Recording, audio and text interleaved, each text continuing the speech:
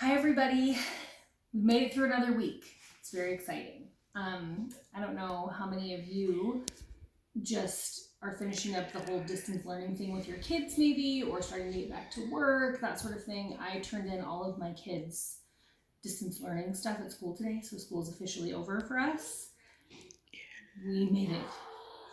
Hooray! So exciting. That was a struggle. It was like a lot, but we did it, which is great. We all persevered and we all survived.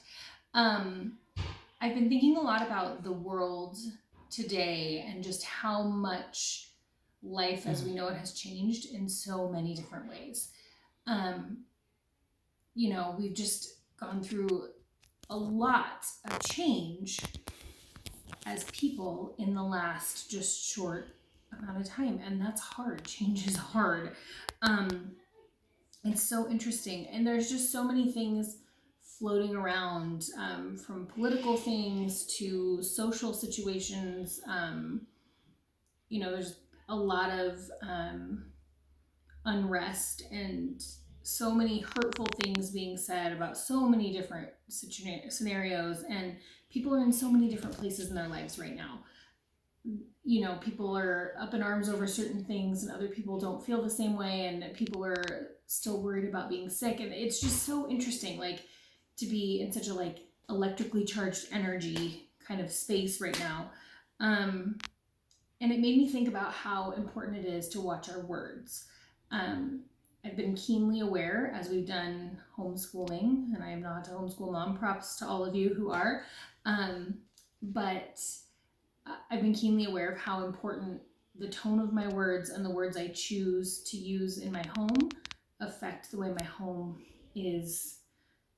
runs, the kind of organism that it is, whether it's a healthy functioning place, how the tone in which we respond to each other, how that changes the way your whole day goes and the way everything goes. In Proverbs 12:18, that verse says, "The words of the reckless pierce like swords, but the tongue of the wise brings healing."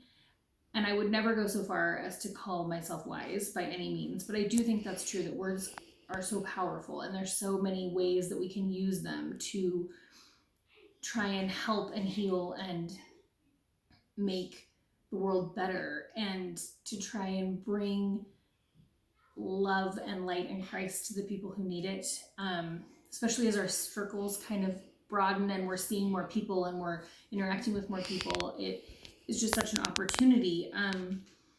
It's such a chance for us as Christians and believers to really use our words to edify and to bring love to one another.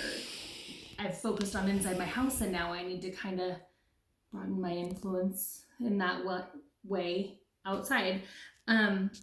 Peter 4:8 says, "Above all, love each other deeply, because love can cover a multitude of sins." And I think that's so true. It's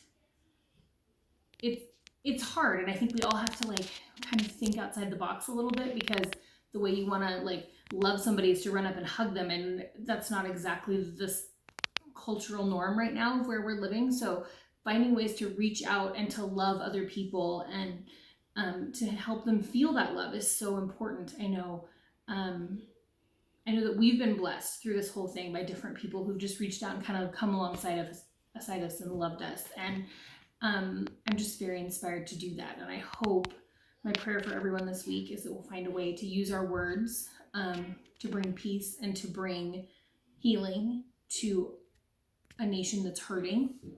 And I would hope that we, in a town that's hurting, just people that are hurting, and that through that we'll be able to use our tongues to spread love, that the words we say will radiate love and healing throughout, and that we will be known for that as people and as a church and as a city. I hope that people look to Bend as the city that really loved on each other through this whole thing. So that's my hope and prayer for everybody. Hope you're all having a great week, and I look forward to seeing you soon.